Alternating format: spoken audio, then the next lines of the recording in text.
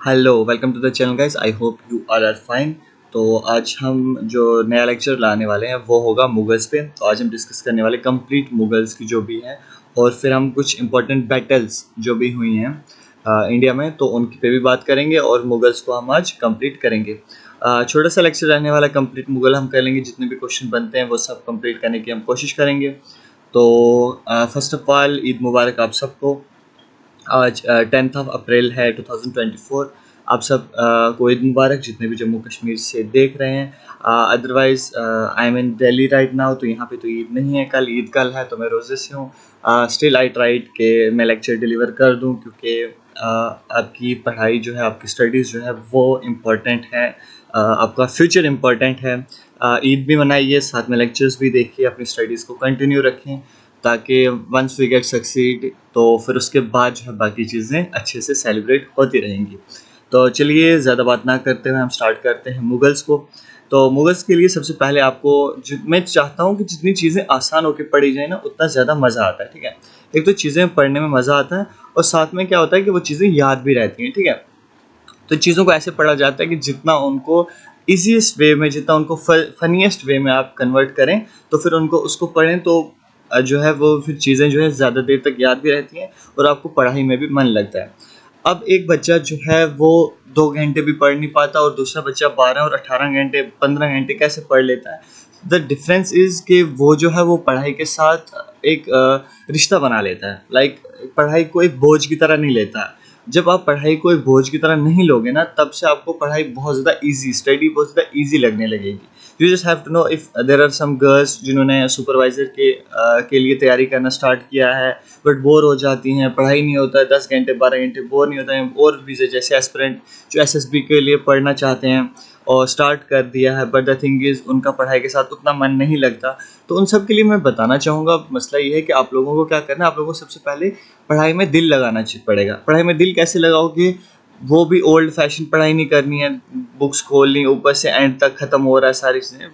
Bring some new tricks, bring some things के आप geography अगर पढ़ रहे हो, तो you are going to learn something, not just for exam. जब आप ज्योग्राफी खोलोगे, जम्मू एंड कश्मीर की ज्योग्राफी खोलोगे, तो जम्मू कश्मीर के रिवर्स जब आप पढ़ोगे, this are not for exams. तो आप एग्जाम्स के लिए मत पढ़ो, आप इसलिए पढ़ो कि आप इन्फॉर्मेशन गेन कर रहे हो उन चीज़ों से। जब आप इन्फॉर्मेशन के लिए पढ़ोगे, तब आप वो वाली चीज़ कभी नहीं भूलोगे। एक इंसान न्यूज़ कभी नहीं बोलता, न्यूज़ कभी नहीं बोलता, बट जो क्या कहते हैं उसको, किसी की बताई हुई बात जो होती है वो इंपॉर्टेंट क्यों हो जाती है, वो उसको न्यूज़ की तरह लेता है, वो उसको इन्फॉर्मेशन की तरह लेता है। बट द थिंग इज कि रैंडम सी चीज़ हमने रीड कर ली, वो तो हम 2 मिनट में भी भूल सकते हैं। तो ट्राई करो चीज़ों को बेटर वे में पढ़ने की, जैसे एंशिएंट हिस्ट्री है, मेडिवल है, या मॉडर्न हिस्ट्री है। मैंने मॉडर्न, एंशिएंट और मेडिवल को पढ़ने का क्या तरीका ढूंढना, मैं उनको फनीस्ट वे में पढ़ता हूँ, बहुत ईजीएस्ट वे में, ईजी बना के पढ़ता हूँ। ठीक है, तो तब जाके ये हार्ड नहीं होती है। अब अगर हम मुगल्स की बात करें, तो मेरी ये ट्रिक है BHAI, भाई साहब। ठीक है, दोबारा पढ़ो मेरे साथ, भाई साहब। तो भाई साहब की जो ट्रिक है, इसमें मैं सारी वो मुगल्स के जो किंग है, जैसे मैंने कल की वीडियोस में जो है रिकॉल करवाया था आपको, जितनी भी डायनेस्टीज थी, स्लेव डायनेस्टी से लेकर लोधी डायनेस्टी। शाहरुख खान तुझे साथ ले जाएगा, SKTSL। ठीक है, शाहरुख खान तुझे साथ ले जाएगा। This was the kind of trick जिसमें से मैंने स्लेव डायनेस्टी, खिलजी डायनेस्टी और Tughlaq dynasty, Syed dynasty, Lodhi dynasty की कंप्लीट इन्फॉर्मेशन आपको दी थी। तो आज की जो ट्रिक है वो भाई साहब पे है, जिसमें भाई साहब बताएंगे कि मुगल्स में कितने किंग और क्या थे। ठीक है, चलो अब भाई साहब को थोड़ा सा डिकोड करते हैं। बी से मतलब है बाबर। ठीक है, बी से मतलब बाबर, एच से मतलब हुमायूं, ए से मतलब अकबर। एच को आपने जे में कन्वर्ट कर देना, मुझे नहीं पता कैसे करोगे, खींच के करोगे, इस पे कुछ मारोगे तो ये जे बन जाएगा, वट एवर मतलब यू लाइक। तो आप एच आई को जो है जे बना दो। ठीक है, BHAI, आई का मतलब, जे का मतलब जहांगीर, आगे है शाहजहां, एस का मतलब शाहजहां, ए का मतलब औरंगजेब, और एक और चीज़ मैंने ऐड कर दिया, बहादुर शाह। ठीक है, ही वॉज आफ्टर औरंगजेब। क्या था कि हम जब मुगल्स पढ़ते हैं, तो मुगल्स में हम पढ़ते हैं कि यहाँ से शुरू हुई थी मुगल्स। कहाँ से शुरू हुई थी? बाबर से शुरू, सॉरी, ओ क्या हो रहा है, जस्ट अ सेकेंड। मुगल्स कहाँ से शुरू हुए थे? मुगल्स बाबर से शुरू हुए थे। ठीक है, और हम लोग मोस्टली क्या यहाँ पे ट्राई करते हैं, हम यहाँ पे औरंगजेब पे एंड कर देते हैं, क्योंकि these were the great rulers. इन बीच में BHAI SA जो है ना, ये थे ग्रेट रूलर्स। बाबर, हुमायूं, अकबर, जहांगीर, शाहजहां, औरंगजेब, ये ग्रेट रूलर्स थे। इसके बाद क्या हुआ था, जैसे ही औरंगजेब की डेथ होती है फिर उसके बाद जो है वीक रूलर्स आ जाते हैं। डाउनफॉल ऑफ मुगल एम्पायर कहाँ से शुरू होता है, बहादुर शाह से शुरू होता है।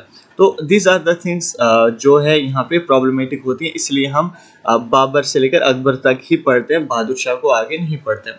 अगर मेरी आवाज़ में कोई प्रॉब्लम आ रही हो तो I am really very sorry for that, क्योंकि रोज़े से हूँ तो हो सकता है कुछ प्रॉब्लमेटिक हो और मुझे भी शायद रोज़ा ज़्यादा लग जाए, इतना बोलने वाला हूँ। अगले आधे घंटे या 40 मिनट तक मैं लेक्चर कंप्लीट करने की कोशिश करूँगा, बट जितना भी इन्फॉर्मेशन हो मैं वो शेयर करने की ट्राई करूँगा।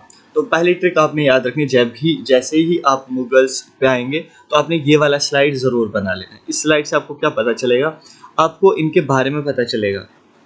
बाबर ने क्या किया, बाबर ने 1526 को क्या किया, फर्स्ट बैटल ऑफ पानीपत लड़ी, ठीक है। अब मैं आपको एक थोड़ी सी कहानी बता दूं इनके बारे में, फिर उसके बाद हम आगे चलेंगे।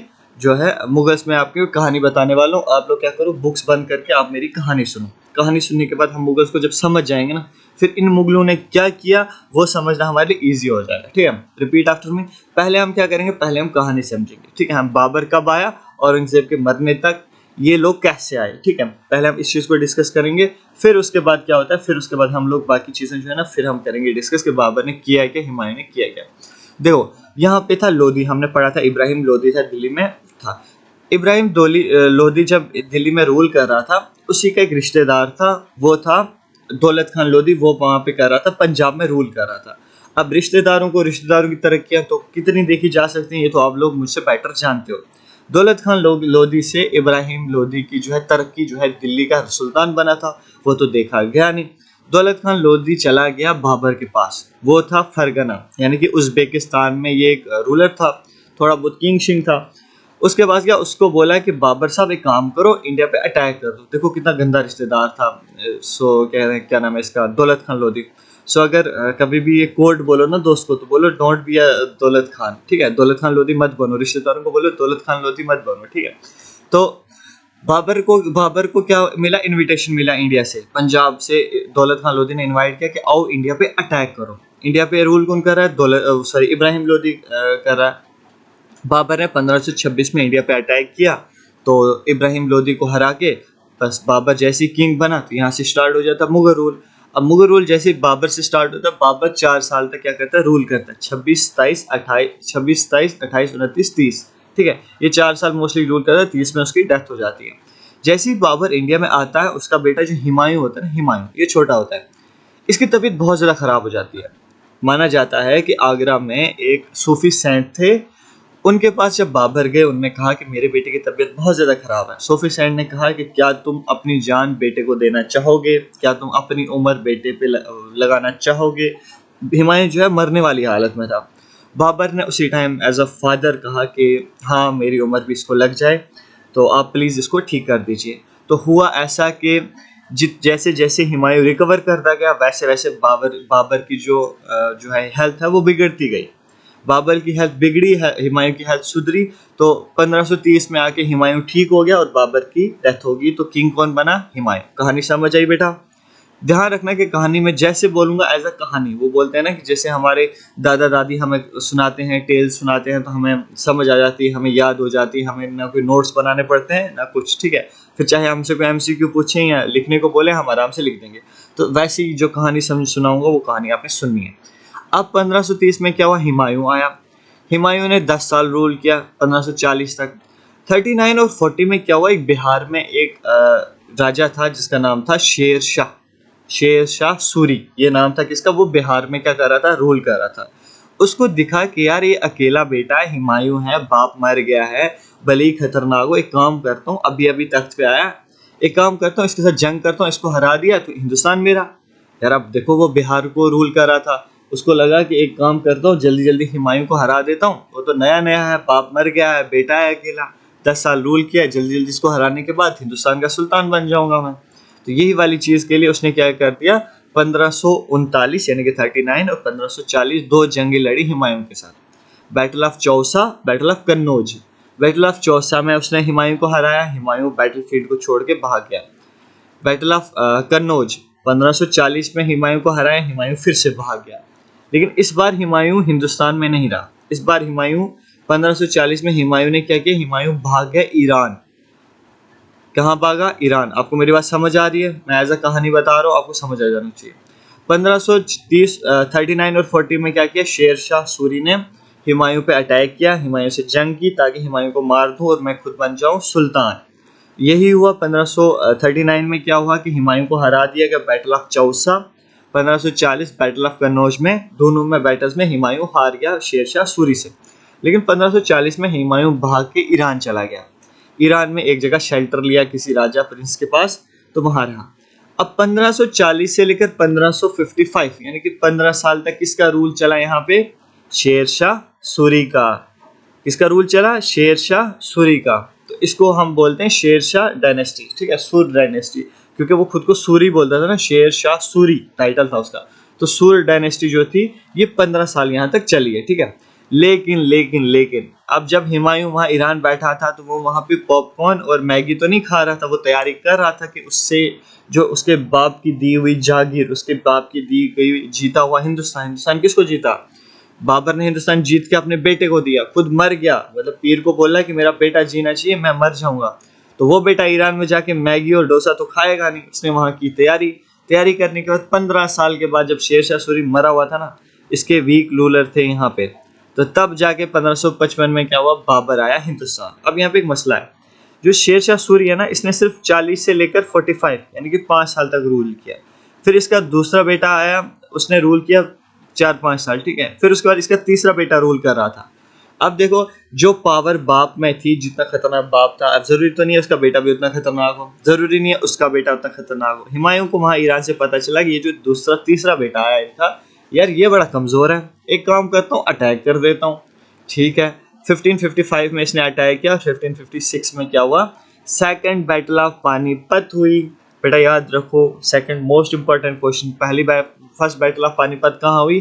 1526 में, बाबर और इब्राहिम लोदी के बीच में। हुमायूं की बैटल कब हुई? सेकंड बैटल ऑफ पानीपत किस किस के बीच में हुई? हेमू और दूसरे के बाद बीत हुई, वो मैं बताता हूँ, ठीक है। हुमायूं जब ईरान में था वहां पे उसका एक बेटा पैदा हुआ जिसका नाम था अकबर। अकबर की उम्र थी 19 साल। कितनी उम्र थी? 19 साल। अब जब हुमायूं जो है अपनी फौज लेके और अकबर को भी लेके हिंदुस्तान आ रहा था शेर शाह सूरी की डायनेस्टी खत्म करने, मुगल जो रूल है फिर से एस्टेब्लिश करने, रास्ते में उसकी डेथ हो जाती है। और उसका कमांडर था, ठीक है, बहरम खान। क्या कमांडर था? बहरम खान। उसका कमांडर बहरम खान था। और इंडिया में ये जो बंदा है ना, ये जो छोटा सा पित्तू सा छोटा सा बच्चा है, इसका जो है इसका था हेमू। इसका कमांडर था हेमू। अब यहाँ जंग किस किस की असलियत में? जंग है अकबर की, जो है हुमायूं का बेटा। हुमायूं की तो डेथ होगी, वो तो आ रहा था हिंदुस्तान जीतने। अब हुमायूं हिंदुस्तान नहीं जीत पाए तो कौन जीतेगा? अकबर जीतेगा। भले ही अकबर की उम्र 19 साल है, सॉरी यंग है, वो अभी टीनेजर है, ठीक है। But the thing is, Humayun का अपॉइंट किया हुआ कमांडर है ना उसके पास, बहरम खान, ठीक है, बहरम खान है। और यहाँ पे इस पित्तू से का कौन है? यहाँ पे हेमू है, ठीक है। अब ये जंग होती है हेमू और बहरम खान के बीच में। बेटा समझ आ रही है? जंग तो असल में किस किस के बीच में है? शेरशाह सूरी वाली डायनेस्टी के इसमें, और अकबर टीनेजर है इसके बीच में है। बट द थिंग इज, असल जंग कौन लड़ रहा था? सेकंड बैटल ऑफ पानीपत वो लड़ रहा है अकबर की तरफ से बहरम खान, इसकी तरफ से हेमू। इन दोनों के बीच में जंग होती है। जंग कौन जीतता है? बहरम खान, यानी कि अकबर जंग जीत जाता है। जब अकबर ने सेकंड बैटल ऑफ पानीपत जीती तो कौन सा जो है यहाँ पे एस्टेब्लिश हो गया? फिर से एस्टेब्लिश हो गया मुगल एम्पायर। वंस अगेन किसने जीत लिया? मुगल एम्पायर फिर से यहाँ पे एस्टेब्लिश हो गया हिंदुस्तान में। बेटा समझिए, आपको यहाँ तक कहानी समझ आ रही है? बिल्कुल इजी वे में समझ आ रही है। चलो जी, अब जब यहाँ पे अकबर ने स्टार्ट कर लिया, अकबर ने रूल स्टार्ट कर लिया, अब अकबर है किंग, ठीक है। अब उसके पास कोई दुश्मन नहीं है, कोई कुछ नहीं है, अब अकबर करेगा रूल। फिर अकबर ने 1556 से लेकर 1605 तक यानी कि अराउंड 49 साल क्या कर दिया? हिंदुस्तान पे रूल किया, क्योंकि उसने खुद हिंदुस्तान जीता था यार। वो केबल किंग था, मतलब कैपेबल किंग था, सॉरी केबल किंग नहीं था। रोजा देखो अभी से लग गया, तो जितने गलत वर्ड बोलूंगा माजरत, ठीक है। बट द थिंग इज, गलत वर्ड बोलूंगा कमेंट में पिन कर देना कि मुझे भी पता चले कि सर ने आज बड़ी गलतियां की हैं, बड़ा गलत बोला है, ठीक है। तो मैं भी देख लूंगा यार क्या क्या गलत बोला मैंने आज। तो अभी मैं हम बात कर रहे थे, तो अकबर जैसे ही किंग बना, उसने 49 ईयर क्या किया? रूल किया।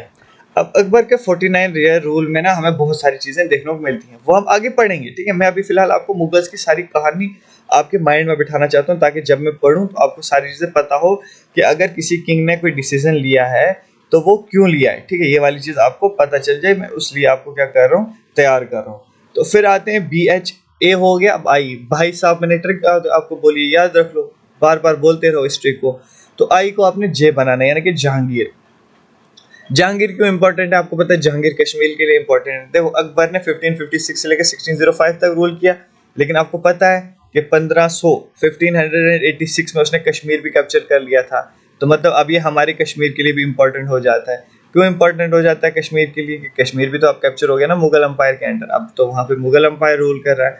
तो जहांगीर जैसे ही पैदा हुआ उसको तो कश्मीर विरासत में मिल गया, क्योंकि उसके बाप ने जीता था ना कश्मीर। तो इसलिए तो जहांगीर ने आके मुगल गार्डन्स बनाए, शालीमार और निशात बनवाया यहाँ पे कश्मीर में। वो अलग बात है, निशात किसी और ने बनाया। अब मैं चाहता हूँ कि आप लोग मुझे कमेंट में, क्योंकि मैंने ऑलरेडी पढ़ा के रखा है आपको, आप मुझे बताओ निशात गार्डन जो है किसने बनाया था, ठीक है। अब जहांगीर का रूल 1605 से लेकर 1627 तक जहांगीर का रूल चला, ठीक है। फिर जब जहांगीर की डेथ होती है फिर आता है शाहजहां। शाहजहां का 1627 से लेकर 1653 तक। अब यहाँ पे जो 1605 है ना, जहांगीर के टाइम पे ही अंग्रेज हिंदुस्तान आए थे और जहांगीर से परमिशन ली थी, ठीक है, कि हम यहाँ पे एक फैक्ट्री खोलना चाहते हैं, आप प्लीज प्लीज प्लीज करके क्या कर दो, हमें कर दो, परमिशन दे दो, ठीक है। ये वही वाले दोस्त होते हैं, प्लीज प्लीज प्लीज करके पहले रिक्वेस्ट करते हैं, फिर जैसे ही उनको पता चल जाता है अब तो ये हमारे कब्जे में, तो फिर वो अपना डोमिनेंस दिखाना शुरू कर देते हैं, ठीक है। ऐसे लोगों से बच के रहें। तो 1605 से लेकर 1627 तक जहांगीर ने रूल किया, और इसी टाइम पे सर विलियम हॉकिंस पहले आए थे जहांगीर के कोर्ट में, फिर आए थे सर थॉमस रो, ठीक है। ऐसे आपको याद रखनी है सारी चीज़ें। चलो जी, शाहजहां आगे 1627 से लेकर 1653 तक क्या कर दिया, शाहजहां ने रूल किया। फिर क्या हुआ, शाहजहां 1653 में मरा नहीं था, आई रिपीट कि मरा नहीं था। जो औरंगजेब है ना, औरंगजेब ने ना शाहजहां को कैद कर दिया था। अब मैं जब आगरा गया था ताजमहल देखने, ताजमहल के सामने जो है यमुना के बिल्कुल अपोजिट वाली साइड अकबर फोर्ट है, ठीक है, रेड फोर्ट ऑफ आगरा भी बोलते हैं उसको। तो अकबर का किला जो है वहाँ पे वो बहुत बड़ा है, जस्ट लाइक रेड फोर्ट जैसे दिल्ली में ना, वैसे ही वहाँ पे भी है। तो इसने क्या कर दिया ना, इसने अपने बाप को, औरंगजेब ने अपने बाप जो शाहजहां ने, इसको क्या कर दिया, वहीं पे कैद कर दिया, ठीक है, इसको कैद किया था। अब कैद क्यों किया था, आपको हमारी कश्मीर की हिस्ट्री पता होगी। दारा शिकोह को जानते थे, Dara Shikoh was the brother of Aurangzeb, Dara Shikoh was the brother of Aurangzeb and son of Shahjahan. Shahjahan ने अपने बेटे दारा शिकोह के लिए चश्मे शाही बनवाया था कश्मीर में, और दारा शिकोह ने अपने लिए परी महल बनाया था कश्मीर में। तो अब जो यहाँ से दूर से ही दिख रहा है, हम तो हिस्टोरियन हैं, हम तो पढ़ने वाले स्टूडेंट हैं, हमें तो पता है कि शाहजहां का सामने सामने से उसकी मोहब्बत जो है दारा शिकोह के लिए जाहिर होती है, कि दारा शिकोह से वो ज़्यादा मोहब्बत करता था, इसको औरंगज़ेब को ज़्यादा बहाव नहीं देता था। औरंगज़ेब ठहरा चालाक, उसने बोला रुको पापा बताता हूँ अभी, तो पापा को कर दिया कैद, ठीक है। कहाँ पे, पापा ने ताजमहल बनाया, ताजमहल एक्चुअली मैं ये बता रहा था, जहाँ पे इनको कैद किया गया था ना शाहजहां को, वहाँ से एग्जैक्टली सामने दिखता है ताजमहल। तो उसके वालिद यानी कि शाहजहां जो थे, वो अपने बनाए हुए ताजमहल को देखते रहते थे, ठीक है ना, किले में इसको कैद कर दिया गया था। अब औरंगजेब ने क्या किया, उसने जंग कर दी किसके साथ, दारा शिकोह के साथ, लेकिन ऑब्वियसली जीत गया। फिर आता है औरंगजेब का रूल 1656 से लेकर 1707 तक। अब औरंगजेब ने क्या किया, हिस्टोरियंस जब बताते हैं कि मुगल अंपायर खत्म क्यों हुआ, पहला रीजन तो वहाँ पे ऑब्वियसली अंग्रेज थे, ठीक है, उन्होंने कब्जा करना स्टार्ट कर दिया था। अंग्रेज पढ़े लिखे लोग थे, उनको पता था क्या टैक्टिक्स होती हैं, कैसे हमने संभालना है। वो 100 साल बाद की वो सोच रखने वाले लोग थे। औरंगजेब ठहरा और ये सारे ठहरे राजा महाराजा, ये तो अपने ऐशो अशरत के साथ साथ जीने वाले लोग थे, तो इनकी प्लानिंग थोड़ी सी लिमिटेड होती थी। अब यहाँ पे एक तो अंग्रेज थे, दूसरा औरंगजेब ने क्या किया था ना, ये एक हार्श यानी कि खतरनाक लीडर था, खतरनाक। ये प्रजा में बड़ा दहशत वाला इंसान था, डरते थे लोग इससे। उसकी वजह से भी क्या हुआ कि इसकी जो डाउनफॉल है वो एक रीज़न बना। फिर उसके बाद बहादुर शाह वगैरह आए, तो वो लोग क्या थे, वो लोग पपिट्स थे, यानी कि वो दूसरों के इशारों पे नाचने वाले किंग्स थे। एंड पे आता है बहादुर शाह जफर सेकंड। 1857 की जब जंग हुई थी ना, 1857 की जो जंग आज़ादी बोलते हैं उसको, गदर जिसको बोलते हैं, ठीक है, फर्स्ट वॉर ऑफ इंडिपेंडेंस बोला है वीडी सावरकर ने उसको। तो वो वाली जो जंग थी ना, उस टाइम क्या हुआ था कि बहादुर शाह जफर दिल्ली में रह रहा था, बूढ़ा था बेचारा। अब अंग्रेजों को लगा एक काम करते हैं, मुगलों को जड़ से खत्म कर देते हैं। उन्होंने उसी इल्जाम में इसको बहादुर शाह जफर को कैप्चर करके रंगून किसको बोलते हैं, बर्मा किसको बोलते हैं, म्यांमार को। म्यांमार की कैपिटल और करेंसी मुझे बताओ कमेंट में। तो उन्होंने क्या कर दिया, उन्होंने इसको बहादुर शाह जफर को उठा के उनके बच्चों शच्चों को मार दिया। यानी कि मुगल के एक भी बंदा जिंदा ना रहे, सबको मार के बहादुर शाह जफर को जिंदा उठाया यहाँ से, उसको रंगून में रखा, ताकि रंगून में जाके उसकी डेथ हुई। सॉरी 1866 में क्या हुआ, उसकी रंगून में डेथ होगी, तो मुगल रूल यहाँ पे ख़त्म हुआ। तो आई होप बाबर से लेकर बहादुर शाह जफर तक की जितनी भी कहानी थी मैंने आपको समझाई और आपको समझ भी आई होगी। ठीक है, इसको एज अ कहानी देखना, जिसको समझ नहीं आई है 10 मिनट पीछे कर लो। 10 मिनट में मैंने क्या कर दिया, जो है ये मुगल्स जो है सारे एक्सप्लेन कर दिए। अब हम क्वेश्चन पॉइंट ऑफ व्यू से नीचे चलते हैं। कहानी तो हमने पढ़ ली, अब हम पढ़ते हैं बाबर। बाबर जब हिंदुस्तान आया तो बाबर जो है, कहा जाता है कि वो जो उसके जो बाप दादा थे ना, मतलब फादर वाली साइड से जो था वो तैमूरी से था, तैमूर फैमिली से था। और अगर हम माँ वाली साइड से देखें तो चंगेज खान की तरफ से उसका वो मिलता है। चंगेज खान कौन था, मंगोल था, यानी कि मंगोलों से उसकी माँ वाली साइड मिलती थी और तैमूर से उसकी बाप वाली साइड थी।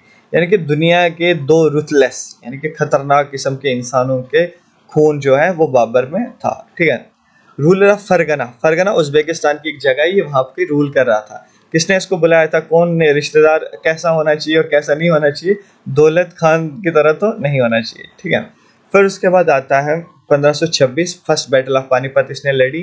1527 में बैटल ऑफ खानवा लड़ी राणा सांगा के साथ। 1528 में इसने बैटल ऑफ चंदेरी लड़ी मेदनी राय के साथ। 1529 में इसने घाघरा बैटल ऑफ घाघरा लड़ी विद महमूद लोधी। ठीक है, ये इसने 3 बैटल पानीपत के बाद लड़ी। अब आप देख लो, वो हिस्टोरियन इसीलिए तो बताते हैं कि Babur was a capable and a healthy ruler. अब उसने आने के साथ ही हर साल एक जंग लड़ी और जीती, और कहा जाता है कि 1530 में तो वो मर गया। वो इसीलिए मर गया कि उसने अपनी जो है अपनी जो जान है, जो चीज़ें हैं, वो उसने अपने बेटे हुमायूं के नाम कर दी और खुद जो है बीमार होके 1530 में मर गया और हुमायूं जो है राजा बन गया। इसने बाबर ने खुद का टाइटल दे दिया, खुद को टाइटल दिया था पादशाह का। पादशाह यानी कि बादशाह, बादशाह को पादशाह बोला जाता है, तो इसलिए इसने खुद को टाइटल दे दिया बादशाह का। ठीक है, तुजुके बाबरी इसकी एक बुक है, बायोग्राफी, जो टर्किश में लिखी गई है। ठीक है, टर्किश में लिखी गई है तुजुके बाबरी। तो यहाँ से आपको सारी जितने भी क्वेश्चंस पॉसिबल हो सकते हैं बाबर के रिलेटेड, वो मैंने आपको बता दिए। अब आते हैं जी हुमायूं साहब। हुमायूं साहब 1530 से लेकर 1540 तक रूल किया, फिर ईरान चले गए। ईरान जाने के बाद इन्होंने तैयारी की अटैक की, फिर 1555 से लेकर 54 तक वापस आके फिर से मुगल रूल इस्टेब्लिश कर दिया। अब इन्होंने 1539 यानी कि 39 में एक जंग लड़ी, जिसमें शेर शाह सूरी के साथ बैटल ऑफ चौसा। जैसे मैंने ऑलरेडी बोला, इसमें भी जो है हुमायूं हार गए थे, लेकिन हुमायूं क्या किया, हुमायूं बैटलफील्ड से भाग गया। ठीक है, 1540 में शेर शाह सूरी ने फिर से इसको हराया बैटल ऑफ कन्नौज में। बैटल ऑफ कन्नौज में इसने फिर से हराया। ठीक है, लेकिन इस बार जो है हुमायूं जान बचा के ईरान भाग गया। ठीक है, ईरान भागने के बाद इसने वहां पे तैयारी की कि मैं बाप का बदला जरूर लूंगा। ठीक है, शेल्टर लिया, कहाँ पे, ईरान में शेल्टर लिया। और जब ये इसने इस 10 सालों में क्या किया, दीन पना एक सिटी है दिल्ली में, वो फाउंड की, और ईसा खान मॉस्क है वो इसने बनवाई। हुमायूं नामा इसकी बायोग्राफी है, वो लिखी है किसने, इसकी बहन ने, जिसका नाम था गुलबदन बेगम।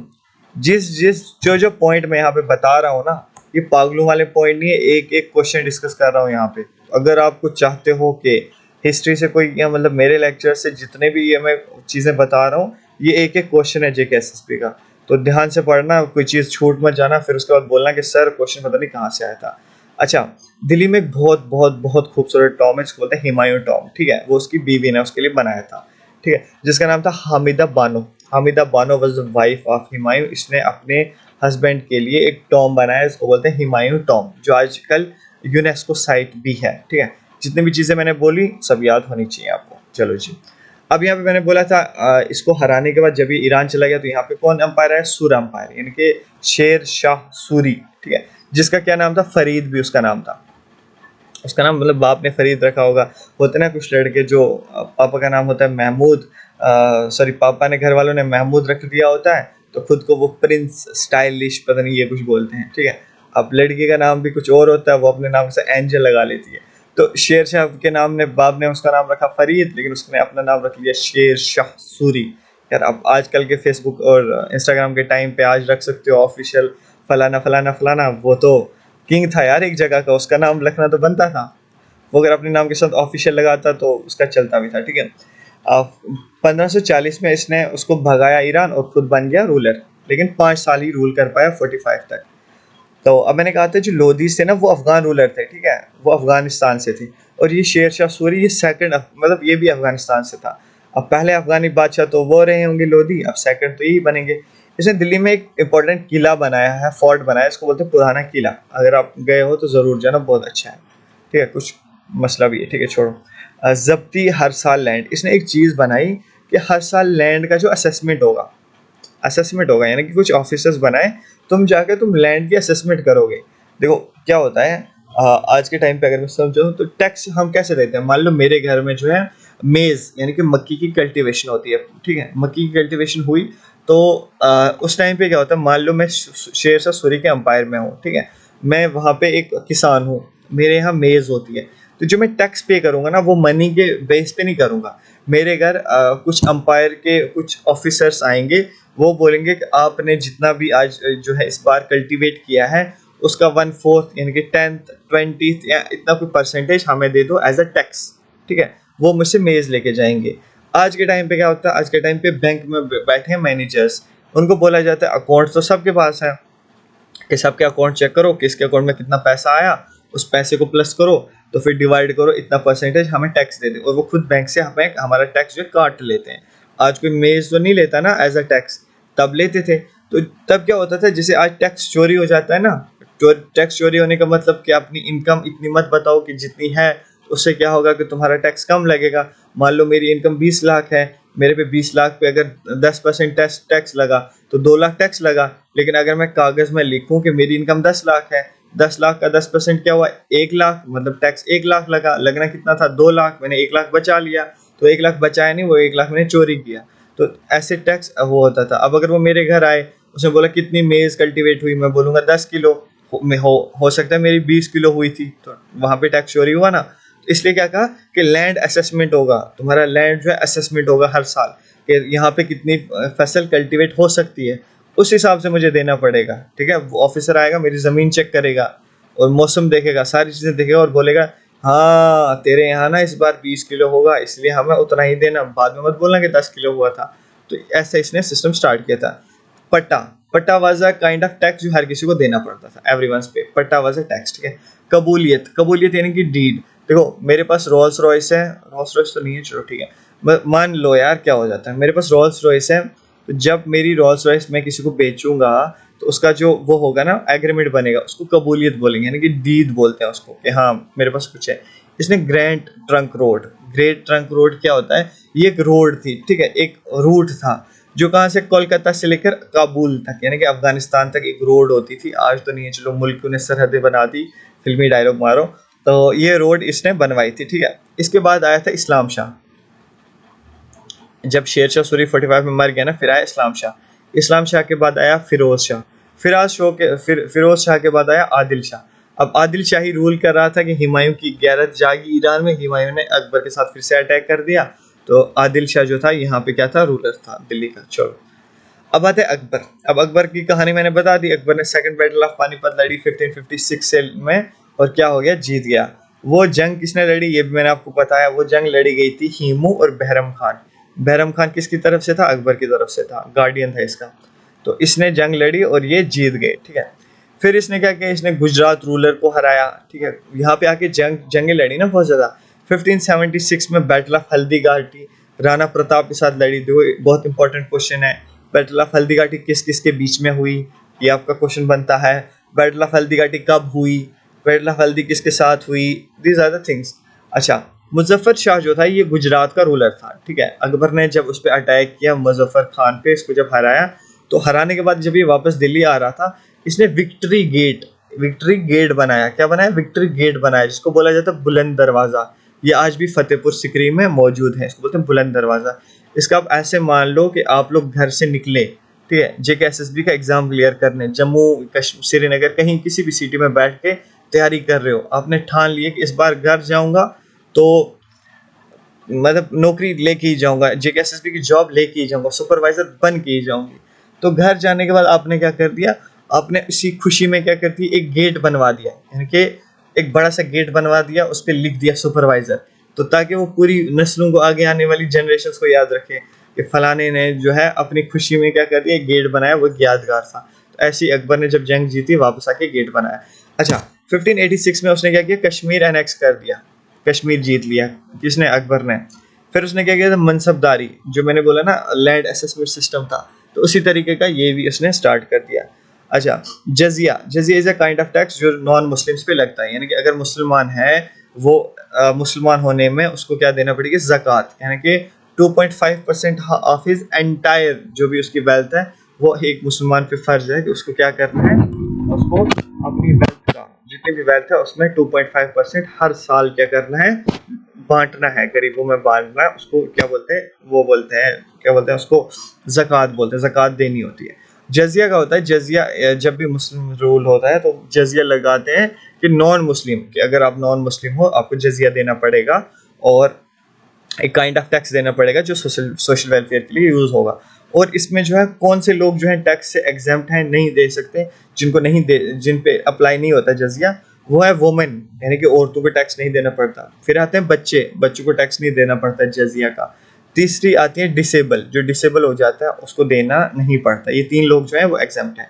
फिर इसने एक इबादत खाना खोला, ठीक है, इबादत खाना, यहाँ के हर मजहब के लोग वहाँ पे आके इबादत कर सकते हैं, प्रेयर्स कर सकते हैं। फिर इसने एक चीज निकाली, इसको बोला सुल्ह कुल। सुल किसको बोलते हैं, अभी मैं आपको वर्ड तोड़ के, जब आप किसी, आपको एग्जाम है, आपको किसी वर्ड की समझ नहीं ना आ रही तो उसको तोड़ के पढ़ो, ठीक है। सुल कहते हैं सलाह को, सलाह कहते हैं एग्रीमेंट को, एग्रीमेंट कहते हैं बातचीत को। ये सलाह, सलाह किसके पीछे, कुल, कुल कहते हैं कुल कायनात, यानी कि एंटायर, एंटायर मतलब पूरी दुनिया की सलाह, पूरी दुनिया से सलाह, पूरी दुनिया के आपस में सलाह। कहने का मतलब है कि पूरी दुनिया की जो आइडियोलॉजीज हैं उनकी सबकी सलाह करवाते हैं, उन सबका जो है ऐसे वो करवाते हैं, ठीक है, मतलब उन सब की ना सलाह करवाते हैं, ठीक है, बातचीत करवाते हैं ताकि एक रास्ता निकले। इसी एक रास्ते को इन्होंने कहा दीन इलाही। 1582 में क्या है, अकबर ने एक नया रिलीजन बना डाला जिसको बोला दीन इलाही। और बीरबल वाज जो इसके कोर्ट में था, बीरबल वो एक पहला शख्स है जिसने ये रिलीजन कबूल किया था, ठीक है। इसने दीन इलाही बनाया, यानी कि सिखिज्म से कुछ चीज़ें उठा ली, हिंदुइज्म से कुछ चीज़ें उठा ली, क्रिश्चियनिटी से कुछ चीज़ें उठा ली, मुसलमानों से कुछ चीज़ें उठा ली, तो अलग ही रिलीजन बना डाला जिसको बोला गया दीन इलाही, ठीक है। फिर इसी के रिलेटेड इसने इलाही इराबी शुरू कर दिया। जसवंत और दसवंत ये दो जो है इम्पोर्टेंट पेंटर्स थे इस टाइम पे, ठीक है। फिर उसके बाद तुलसीदास रामचरितमानस, तुलसीदास ने क्या कर दिया, एक इम्पोर्टेंट बुक लिखी, तुलसीदास ने एक बुक लिखी जिसका नाम रखा रामचरितमानस, ठीक है। ये इसी के पीरियड में लिखी, ठीक है। अच्छा, रजमनामा क्या है, तो हिंदुइज्म में एक बहुत इंपॉर्टेंट बुक है जिसको बोलते हैं महाभारत, ठीक है। महाभारत को ट्रांसलेट किया गया पर्शियन में जिसका नाम रखा गया रजमनामा। अब जहाँ पे आपको क्वेश्चन पूछा जा सकता है, जिज्ञासा पूछेगा कि व्हाट इज रजमनामा, आपको पता होना चाहिए कि Razmnama is a Persian translation of Mahabharata. फिर इसने क्या कर दिया, एक सिटी बनाई जिसका नाम रखा फतेहपुर सिकरी। क्या, फतेहपुर सिकरी, इसने सिटी ऑफ विक्ट्री के नाम से, मैंने कहा था विक्ट्री करके इसने वहां गेट बनाया था फतेहपुर सिकरी में, बुलंद दरवाजा, तो ये सिटी की सिटी ही बनी है इसी वजह से, ठीक है। दीवाने आम दीवाने खास, ये दीवाने आम दीवाने खास क्या है, 2 तरीके के दरबार होते थे। एक दरबार में आम लोग आएंगे और वहां राजा बैठेगा, उनकी प्रॉब्लम सुनेगा। दीवाने खास है, एक खास दरबार लगेगा जहाँ पे सिर्फ खास लोग होंगे। और अकबर टॉम तो मैंने आपको बोला ही है। अब यहाँ पे कुछ चीज़ें रिकॉल करता हूँ। देखो, लोधी डायनेस्टी में जो था ना, सिकंदर लोधी, उसने दिल्ली से कैपिटल मूव करके आगरा कर दी थी, ठीक है, आगरा चला गया था वो। तो अब ये अकबर जब रूल करेगा ये भी आगरा से ही करेगा, इसने तो कैपिटल मूव नहीं की, इसलिए आगरा से थोड़ी से टाइम की दूरी पर क्या है, वहाँ पे एक सिटी है, इसको बोलते हैं फतेहपुर सिकरी, ठीक है, फतेहपुर सिकरी। तो वहाँ पे जो है अकबर की बहुत सारी चीज़ें हैं। आप जब देखते हो ना जोधा अकबर, मोस्टली लड़कियाँ देखती हैं, वो सीरियल आता था, तो वो सारी चीज़ें जो है वो अकबर ने कहाँ की थी, फतेहपुर सिकरी में। आज भी वो वाली चीज़ें मौजूद हैं। चलो, अकबर के बाद आता है जहांगीर, 1605 से 1627 तक। सलीम जहांगीर इसका नाम था। कैप्टन हॉकिन 1607-1608 में इसके पास आया था, किस चीज़ के लिए, परमिशन के लिए कि हम अंग्रेज़ों को क्या कर रहे हैं, यहाँ पे ट्रेड करना है, एक दुकान खोलने थे। तो फिर जो उन्होंने दुकान खोली है ना 2 साल, वो सबको पता है। अब क्या हुआ, जहांगीर ने कैप्टन हॉकिंस को मना कर दिया, मतलब मना क्या किया, थोड़ा सा गुस्से में आके उसको मना कर दिया कि नहीं, तुम्हें जो है ट्रेड करने का नहीं मिलेगा। कैप्टन हॉकिंस वापस आया दरबार में, बोला उसने वहाँ पे इंग्लैंड में जाके, इंग्लैंड वालों ने सर थॉमस रॉय यानी कि एक ऑफिशियल डिप्लोमेट को भेजा, जैसे आज हम एम्बेसडर को बोलते हैं ना, ये भी एम्बेसडर था, ये चालाक एम्बेसडर था। ये लेके आया इंग्लैंड से जहांगीर के लिए गिफ्ट्स, इतने गिफ्ट लाए, जहांगीर मना ही नहीं कर पाया और जहांगीर ने परमिशन दे दी। इंग्लिश की जो पहली फैक्ट्री बनी थी वो सूरत में बनी थी, गुजरात में, याद रखना। अच्छा, जहांगीर ने जंजीर अदल, आगरा फोर्ट में जंजीर अदल नाम की, यानी कि जहांगीर जो है ये जस्टिस के लिए जाना जाता था कि मेरे यहाँ तुम्हें जस्टिस जो है सबसे ज्यादा मिलेगा, ठीक है। तुजुल जहांगीरी, तुजुल जहांगीरी जो है ये पर्शियन में लिखी गई एक बुक है, ठीक है। इसने कश्मीर में शालीमार बाग बनाया और निशात बाग आसिफ ने बनाया था। आसिफ बाग कौन था, सॉरी आसिफ कौन था, Asif was the brother of Noorjahan, Noorjahan was the wife of, कुल मिला के कह दो यार, वर्ड नहीं बोलना चाहता मैं। जहांगीर की बीवी है, क्या नाम है इसका, वाइफ है नूरजहां, नूरजहां का भाई है आसिफ खान, ठीक है। आसिफ खान ने निशात बाग बनवाया और शालीमार बाग किसने बनाया, जहांगीर ने खुद बनाया। अब क्या कहते हैं कि जब ये कश्मीर जाते थे ना, जैसे आज के टाइम पे जवाहर टनल है, वहां से होके जाते हैं जम्मू टू श्रीनगर डायरेक्ट जाते हैं, लेकिन आपने शायद मुगल रोड के बारे में सुना होगा, जो पुंछ, जम्मू से रजौरी, रजौरी से पुंछ और पुंछ से शुपियान, शुपियान से फिर कश्मीर को जोड़ती है, ठीक है, मुगल रोड। ये लोग जो है ना मोस्टली मुगल रोड से क्या करते थे, ट्रैवल करते थे, जम्मू से रजौरी आते थे, रजौरी से जाते थे पुंछ और पुंछ से जाते थे कश्मीर, ठीक है। अब ये चिंगस जो है ना, चिंगस एक जगह है, ठीक है, फोर्ट नहीं है, जगह एक है जहाँ पे मतलब राजा रुकेगा, थोड़ा सा तो बनाएंगे ना वो, कुछ कमरे, कुछ थोड़ा सा बिल्डिंग बनाएंगे, तो वो बिल्डिंग इन्होंने चिंगस में एक बिल्डिंग बनाई थी। कहा जाता है कि जब जहांगीर जो है था वापस, तो इसकी डेथ होगी चिंगस फोर्ट में। अब नूरजहां एक प्रोमिनेंट यार, एक हिंदुस्तान के राजा की बीवी है, थोड़ी सी तो अकल होगी उसमें। उसने, कहा जाता है कि उसने इंटेस्टाइन जो होते हैं ना, इंटरनल ऑर्गन्स जो है ना जहांगीर के, वो सारे निकाल के चिंगस में दफन कर दिए, ठीक है। उसकी बॉडी को ना एज अ स्ट्रक्चर खड़ा करके घोड़े पे बिठाया और दिल्ली लाया। मतलब वो ये बताना नहीं चाहती थी, दिल्ली में ये खबर नहीं लाना चाहती थी कि जो जहांगीर है वो डेथ हो गई उसकी या वो मर गया है, क्योंकि अगर पता चलता कि जहांगीर मर गया तो दिल्ली में तख्ता पलट हो जाता। यार किंग मर गया तो अब ऐसा तो नहीं इलेक्शन थे वहां पे, डेमोक्रेसी थी, किंग था भाई, किंग मर गया, किसी और ने दिल्ली पे कब्जा कर लिया, कोई और राजा बन गया। तो वो बहुत चालाक औरत थी, कौन, नूरजहां। उसने समझदारी से काम लेकर अपने हस्बैंड की डेड बॉडी जो है घोड़े पे बिठाई, किसी को पता नहीं चलने दिया कि वो मर गया, तो उसको दिल्ली लेके आई। देन उसके बाद तख्त पे बैठा Shah Jahan. Shah Jahan golden period of Mughal empire always, और you can say medieval time, क्योंकि इसने जितना पैसा था ना खजाने का वो लगा दिया चीजें बनाने में। मान लो आपके वालिद आपके बैंक अकाउंट भर के चले जाएं, तो आप चले जी ताजमहल बनाने अपनी उसके वाइफ के लिए और बड़ी बड़ी बिल्डिंगें बनाने। तो यही किया शाहजहां ने। 1628 से लेकर 1658 जो है इसका टाइम पीरियड रहा। कैपिटल आगरा टू शाहजहानाबाद, मतलब वहीं दिल्ली, सॉरी आगरा में ही कैपिटल थी। फिर उसके बाद नहीं, शाहजहानाबाद आई थिंक दिल्ली में है, बट स्टार्टिंग में जो है ये आगरा में ही रहा, क्योंकि ताजमहल तो आगरा में बनाया था ना। अगर कैपिटल दिल्ली होती तो ताजमहल दिल्ली में होता, ठीक है। गोल्डन पीरियड जो है कहा जाता है इसके पीरियड को, क्योंकि इसने जो है बहुत ज़्यादा काम किया, बहुत ज़्यादा आर्किटेक्ट बनाया। फिर उसके बाद आर्किटेक्ट तो बहुत ज़्यादा अब्दुल हमीद जो है, इसने बादशाह नामा एक बुक लिखी, पुस्तक, सॉरी हिंदी में पुस्तक बोलते हैं आई थिंक। तो इसने एक बुक लिखी बादशाह नामा, जो इस पे शाहजहां पे बेस्ड है। किसने लिखी, अब्दुल हमीद ने। फिर है शाहजहां नामा, किसने लिखा, वो लिखा इनायत खान ने, ठीक है। ये आपको दोनों राइटर्स याद रखने। तो दारा शिकोह जो इसका बेटा था, उसने गीता, हिंदुइज्म की एक इम्पॉर्टेंट बुक है, और उपनिषद, इन दोनों को ट्रांसलेट किया पर्शियन में। तो शाहजहां चाहता भी था कि अगला रूलर जो है दारा शिकोह बने। और चश्मे शाही जो है ये इसको गिफ्ट मिला था, शाहजहां ने इसको गिफ्ट दिया था कश्मीर में जो है। इसने परी महल बनवाया था, किसने, दारा शिकोह ने कश्मीर में। अच्छा, इसने ताजमहल बनाया, किसने, शाहजहां ने। जामा मस्जिद बनाई दिल्ली में और लाहौर में, सेम एज इट इज दोनों मस्जिदें हैं, ठीक है। रेड फोर्ट बनाया दिल्ली में। और शाहजहानाबाद जो है ये सिटी डेवलप करी, किसने, शाहजहां ने। फिर इसने चाहा कि मेरा बेटा दारा शिकोह बने, बट दारा शिकोह को हराया किसने, सॉरी दारा शिकोह को हराया किसने, औरंगजेब ने। तो अब अगर आप चैनल पे नए हो तो आप चैनल को सबसे पहले सब्सक्राइब करो, आप वीडियो को लाइक करो, शेयर करो, बताओ कि मैं कैसा मतलब लेक्चर डिलीवर कर रहा हूँ, किसी को कोई प्रॉब्लम है, कोई सजेशन है, आपको मतलब लेक्चर पसंद आता है। एक टीचर को चाहिए होता है कि हाँ भाई कुछ वर्ड्स बोल दिए उसके स्टूडेंट ने, तो उसको लगे कि हाँ भाई मेरी जो ये मेहनत थी वो रंग ला रही है, किसी को तो हेल्प हो रही है। अगर आपको हेल्प हो रही है मेरे लेक्चर से तो डू कमेंट अभी कर दो यार, नीचे कमेंट कर दो कि हाँ सर अच्छा लेक्चर है, सर बुरा लेक्चर है, सर 10 में से 2 नंबर देती हूँ आपको, सर दो नंबर देता हूँ आपको, ऐसा भी बता दो, पता चलता है कि तो फिर इम्प्रूवमेंट होगी। तो द एग्जामिनर काउंसलर का जो आपका यूट्यूब चैनल है आपने सब्सक्राइब करना है इसको, और टेलीग्राम चैनल भी ज्वाइन करना, और एप्लीकेशन का लिंक आपको डिस्क्रिप्शन में मिल जाएगा, आप एप्लीकेशन भी डाउनलोड कर लो, ठीक है। चलते हैं अब आगे। अब क्या होता है, औरंगजेब जो है वो राजा बन जाता है। फिर 1658 से लेकर 1707 तक जो है औरंगजेब रूल करता है। औरंगजेब को कहते हैं आलमगीर एंड जिंदा पीर, ये दो टाइटल्स हैं औरंगजेब के। एमसीक्यू डायरेक्ट बन सकता है कि हु वाज द नो मतलब who was known as Alamgir या जिंदा पीर, तो औरंगजेब था, ठीक है। बीबी का मकबरा इसने बनवाया था औरंगाबाद में, ठीक है। औरंगजेब जो है अपनी वाइफ से बहुत ज़्यादा मोहब्बत करता था, तो उसने बीबी का मकबरा के नाम से एक जो है बिल्डिंग स्ट्रक्चर बनाया है औरंगाबाद में। नाइन्थ सिख गुरु जो है उनको असैसिनेट करवाया था औरंगजेब ने। आलमगीर नाम, हाँ आलमगीर जब इसका टाइटल था, तो बुक भी जो है आलमगीर नामा है, मिराज मोहम्मद कासिम के नाम से उसने लिखी है। राइटर था मिराज मोहम्मद कासिम, उसने आलमगीर नामा औरंगजेब पे बुक लिखी है, ठीक है। इसको बुद्ध शिकन भी बोलते हैं, क्योंकि he was the destroyer of idols, idol को डिस्ट्रॉय करता था।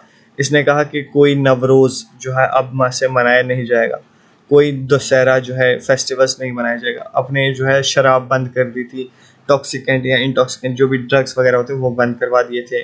और नो म्यूजिक इन कोर्ट, इसके जो कोर्ट होता है वहाँ पे जो है इसने म्यूजिक बंद कर दिया था। चलो जी, अब उसके बाद आते हैं इसके जो चेले चपाटे, यानी कि इसके बाद के जो है ना वो छोटे, मैंने कहा था डिसइंटीग्रेट हो गया, सॉरी डिसइंटीग्रेट तो रशिया यूएसएसआर हुआ था।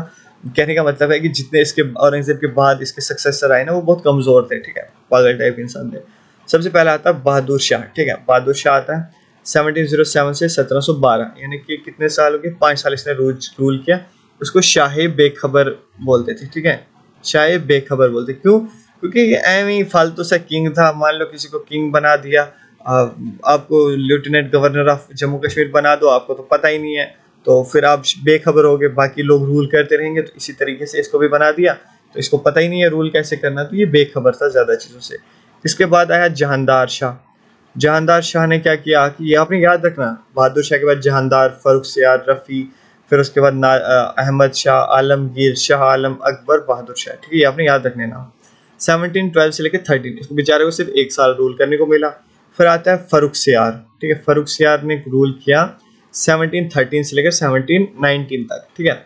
सैयद ब्रदर जो थे इनको किंग मेकर बोला जाता है, यानी कि 2 ऐसे पावरफुल लोग थे यहाँ पे इंडिया में, जो क्या करते थे, जिन्होंने मतलब जिनका एक पॉलिटिकल होल्ड था, अच्छी खासी पोस्ट पे थे, ठीक है, इंडिया में। तो वो क्या करते थे, उन्होंने किंग डिसाइड किया फर्रुख सियार को, ताकि इसको किंग बनाते हैं, ये हमारे हाथों के नीचे पल वो काम करेगा, तो असल में तो किंग हम ही होंगे, ठीक है। फिर इसके बाद आता है रफ़ी। रफ़ी को रंगीला भी बोलते हैं, रंगीला शाह, ठीक है। रंगीला के नाम से आप समझो कि इसकी हरकतें कैसी हो सकती हैं, रंगीला, रंगबाज। तो 1790 से लेकर 48 तक इसने रूल किया। 1739 में क्या हुआ, एक बंदा आता है, इसका नाम था नादिर शाह, वो इंडिया पर अटैक करता है और लूट पाट के चला जाता है। ये 2 चीज़ें लेके जाता है, एक तो कोहिनूर लेके जाता है, और दूसरा तख्ते ताउस, यानी कि थ्रोन ऑफ पैरट लेके जाता है। सोने का बना हुआ एक थ्रोन था इंडिया में, जो कि मुगल्स ने बनाया था, ठीक है, इनके एंसेस्टर्स ने बनाया था। और कोहिनूर जो आज क्वीन एलिजाबेथ जो भी है वहाँ पे लंदन में, तो वहाँ पे जो हिंदुस्तान से लेके गए थे, one of the biggest diamond है वो, तो वो जो है ये यहाँ से लेके गया था नादिर शाह इंडिया से। और क्या क्या लेके गया था, पीकॉक थ्रोन यानी कि तख्ते ताउस भी लेके गया था। फिर उसके बाद आता है अहमद शाह। अहमद शाह 1748 से लेकर 54 तक रहा। फिर आता है आलमगीर। आलमगीर ने क्या किया, उसने जो है 1754 से लेकर 1759 इतना रूल किया। ये सेकंड आलमगीर था, इससे पहले आलमगीर कौन था, हम औरंगजेब को आलमगीर बोलते हैं, तो वो आलमगीर फर्स्ट हुआ, ये आलमगीर सेकंड हुआ। यहाँ पे थर्ड बैटल ऑफ प्लेसी हुई, जो कि यहाँ पे लड़ेगी, बैटल ऑफ प्लेसी लड़ेगी, इसने आलमगीर सेकंड है। फिर उसके बाद आता है शाह आलम, शाह आलम सेकंड, ठीक है। 1759 से 1806 तक इसने थर्ड बैटल ऑफ पानीपत लड़ी, ठीक है। फिर उसके बाद बैटल ऑफ बक्सर लड़ी, हाँ कौन सा, 1764 में। तो ये कुछ इंपॉर्टेंट बैटल्स हैं जो इसने लड़ी थी। फिर आता है अकबर सेकंड। अकबर के लिए क्या इंपॉर्टेंट है, अकबर तो ऑलरेडी एक पता ही आपको इंपॉर्टेंट, तो अकबर सेकंड भी एक बंदा आया था। इसने राजा राम मोहन रॉय है ना, उसको टाइटल दिया था राजा का। तो एमसीक्यू बनता है कि राजा राम मोहन रॉय का जो टाइटल है राजा, उसको राजा का टाइटल किसने दिया था, तो अकबर सेकंड ने दिया था। फिर आता है बहादुर शाह जफर, जैसे कि मैंने आपको बोला ही था, बहादुर शाह जफर वो एक पोइट भी था, ठीक है। बहादुर शाह जफर उर्दू का एक बहुत बड़ा पोइट भी था। उसको 1857 में रंगून डिपोर्ट कर दिया, यानी कि यहाँ से उठा के उसको रंगून में पटका, वहीं पे उसकी डेथ होगी, इंतकाल हो गया। ठीक है, अब यहाँ पे कुछ ये हमने मुगल सामने सारे इंपॉर्टेंट कर लिया। तो आई होप आपको ये वाली चीज़ें समझ आ गई। इसी लेक्चर को 3-4 बार देखना और ये PDF डाउनलोड कर लेना टेलीग्राम से, आपको दोबारा मुगल पढ़ने की जरूरत नहीं पड़ेगी। तो आई होप आपको ये लेक्चर पसंद आया होगा। चलो जी, सबसे इम्पोर्टेंट पहली बैटल है वो बैटल ऑफ 10 किंग्स बोलते हैं इसको। 10 राजन भी बोलते हैं शायद। 10 किंग्स की जो बैटल हुई थी ये ऋग्वेदा में मेंशन है। ठीक है, ऋग्वेदा में अगर कोई बैटल मेंशन है तो वो 10 किंग्स है, बैटल ऑफ 10 किंग्स बोलते हैं। फिर बैटल ऑफ हाइडस्पास हम जम्मू कश्मीर वालों के इंपॉर्टेंट है। क्यों? क्योंकि हाइडस्पास जो होता है ना, ये जो है झेलम रिवर है ना, उसके किनारे पे हुई थी। किस किस के बीच में? अलेक्जेंडर द ग्रेट और किंग पोरस। पोरस जो किंग था, इन दोनों के बीच में 326 BC यानी कि बिफोर क्राइस्ट ये हुई थी। झेलम के किनारे हुई थी। क्वेश्चन बनता है कि बैटल ऑफ हाइडस्पास कहाँ हुई थी? तो झेलम के किनारे हुई थी। हाइडस्पास किसको बोलते हैं? झेलम को बोलते हैं। फिर आते हैं battle of Kalinga. Important question है, अशोका के बीच में हुई थी और कलिंगा किंगडम के बीच में हुई थी ये बैटल। 261 BC में हुई थी। फिर आते हैं फर्स्ट बैटल ऑफ टेरैन। ठीक है, ये जब मुस्लिम रूल हिंदुस्तान में एस्टेब्लिश होने वाला था, मोहम्मद गोरी और पृथ्वीराज चौहान के बीच में हुआ था। यहाँ पे क्या हुआ था कि पृथ्वीराज चौहान जो है जीत गया था। 1191 में हुई थी। लेकिन जो मोहम्मद गोरी है ये वापस चल के, देखो यहाँ पे एक चीज़ में सीखने को मिलेगी। 1191, 1192 एक साल बाद मोहम्मद गोरी फिर से आया और फिर से आने के बाद पृथ्वीराज चौहान को हरा के अपना रूल इस्टेब्लिश किया। देखो ये वही वाली बात है कि अगर आपने JK SSB का पहले एग्जाम दिया, ठीक है, 1191 में आपने एग्जाम दिया, इसमें आप हार के JK SSB जीत गया, यानी कि आप हार के आपको जॉब नहीं मिली। इसका मतलब ये नहीं कि आप भाग के चले जाओ, ना ना ना, आप अगली बार फिर से आओ, दोबारा से एग्जाम दो, फिर आप अगली बार आप हरा दो दूसरे को, खुद जॉब लेके चले जाओ।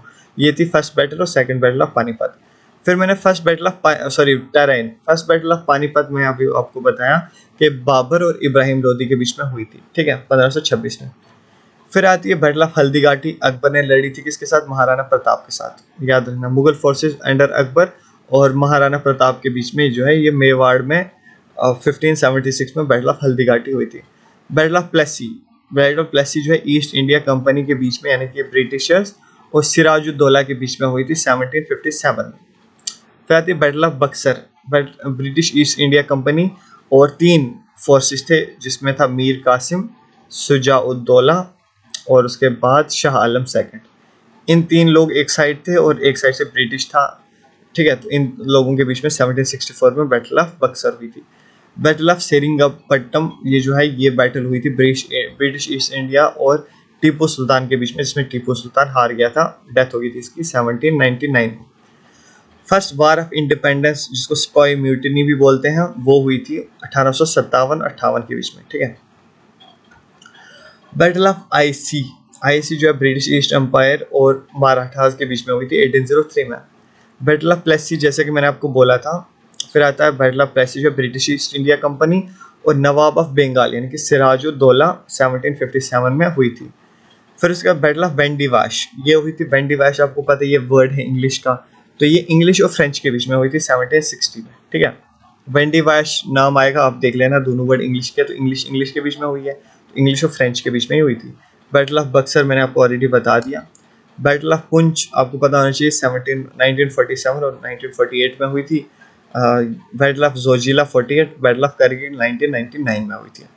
तो दिस वाज अवर इम्पोर्टेंट जो है लेक्चर था, सेशन था, जिसमें हमने जो है मुगल्स को कंप्लीट किया और कुछ बैटल्स हमने यहाँ पे डिस्कस की। अगर आपको कोई प्रॉब्लम फिर भी है तो आप मुझे कमेंट में बता दो कि सर ये वाली चीज़ दोबारा डिस्कस कर दो, समझ नहीं आए तो मैं वहाँ पे आपको बता दूंगा। और नेक्स्ट जो लेक्चर आने वाला है वो MCQs आएंगे इसी पे, मुगल पे। तो अगला हम आस्ता आस्ता मॉडर्न इंडिया की तरफ चलेंगे। तो अब इंशाल्लाह रमज़ान भी हो चुका है मुकम्मल, तो उसके बाद हम और ज़्यादा जो है लेक्चर्स लाने की कोशिश करेंगे। तो बाकी ये वाला लेक्चर कैसा था, आई होप आपको शायद आवाज़ अच्छी ना आई हो या कुछ प्रॉब्लमेटिक लगा हो, तो वो इसलिए था कि रोज़े से हूँ तो इसलिए लेक्चर डिलीवर नहीं कर पाता।